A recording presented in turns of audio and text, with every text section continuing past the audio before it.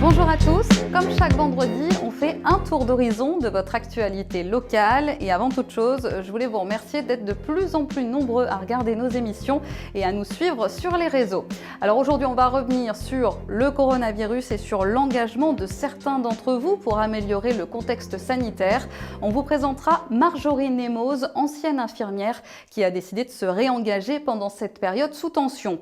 On parlera aussi de certaines initiatives locales pour aider les commerçants et puis une exclusivité à la fin de cette édition avec le prix Sang d'encre.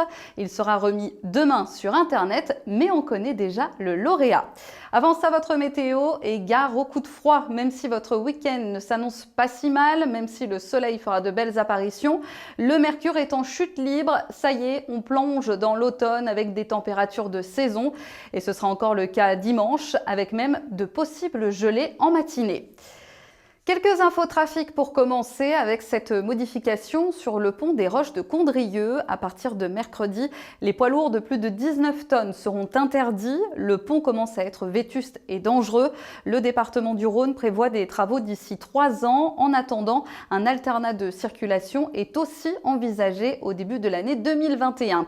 Et ça coince aussi toujours sur le boulevard Fernand-Point à la Pyramide à Vienne à cause de fouilles archéologiques.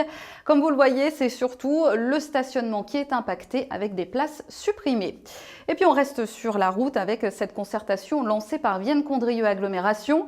Elle réfléchit à un nouveau schéma de réseau de bus et vous pouvez donner votre avis en ligne sur le site de l'agglo jusqu'au 30 novembre.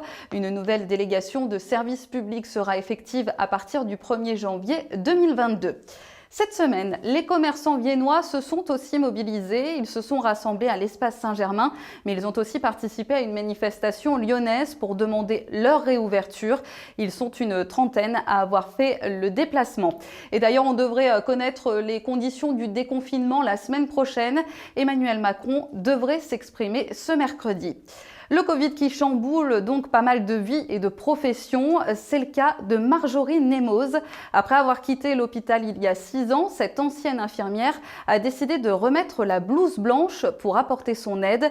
Depuis une semaine, elle travaille à l'EHPAD de Lille à Vienne, où elle retrouve petit à petit ses anciens réflexes. Alors j'y songeais déjà depuis le premier confinement. Et puis là, j'ai vu des appels à l'aide, notamment à l'hôpital de Vienne et dans les EHPAD.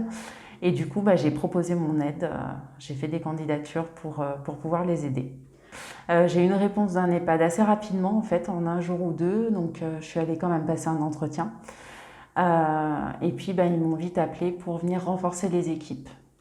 C'était surtout effectivement l'envie d'aider parce que quand on est infirmière, le principal but c'est quand même d'aider les autres et effectivement j'avais des retours d'infirmières ou d'aides-soignantes ou d'ASH qui n'en pouvaient plus, qui avaient une surcharge de travail assez importante et du coup je me suis dit pourquoi pas leur apporter du sang frais et les aider un petit peu quoi. On n'a pas trop le choix de reprendre assez rapidement ces marques parce que du coup il y a énormément de travail. Donc on est vite remis dans le bain. En plus j'ai eu la chance énorme d'être accueillie par une équipe formidable et bienveillante. Donc ça a été super pour moi. Après je dis pas que j'y suis allée super sereine non plus.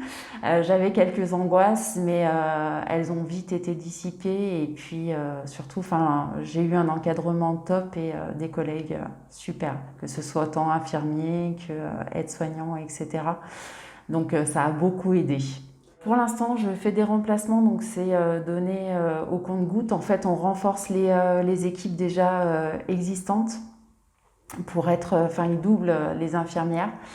Et puis, les jours où je ne suis pas à l'EHPAD, à ce moment-là, je suis à mon cabinet sur Condrieu. Et en parallèle, Marjorie Nemoz continue d'accueillir ses patients dans son cabinet de réflexologie à Condrieu.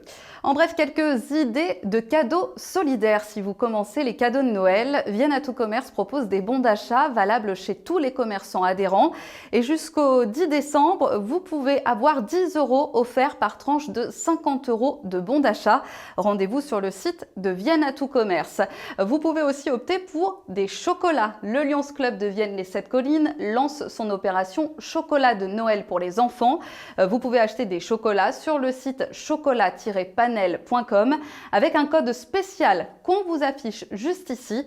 Une partie des bénéfices sera reversée à l'association Enfance et Handicap. Cette image maintenant, ça y est, les sapins de Noël de Vienne commencent à être décorés. Les illuminations devraient suivre d'ici quelques semaines. D'ailleurs, n'hésitez pas aussi à partager vos sapins de Noël sur la page Facebook de Vienne TV. Enfin, je vous le disais en titre, nous avons l'exclusivité du prix Sang d'encre. Le grand prix du jury a été attribué à Nicolas Leclerc pour Le Manteau des Neiges aux éditions Seuil. Même si le salon a été annulé, les libraires, les bibliothécaires et les lecteurs se sont mobilisés pour maintenir le concours. Rendez-vous demain midi sur le site sangdencre.org pour la révélation de tous les prix. Passez une très bonne semaine. On se retrouve vendredi prochain pour votre Vienne Actu.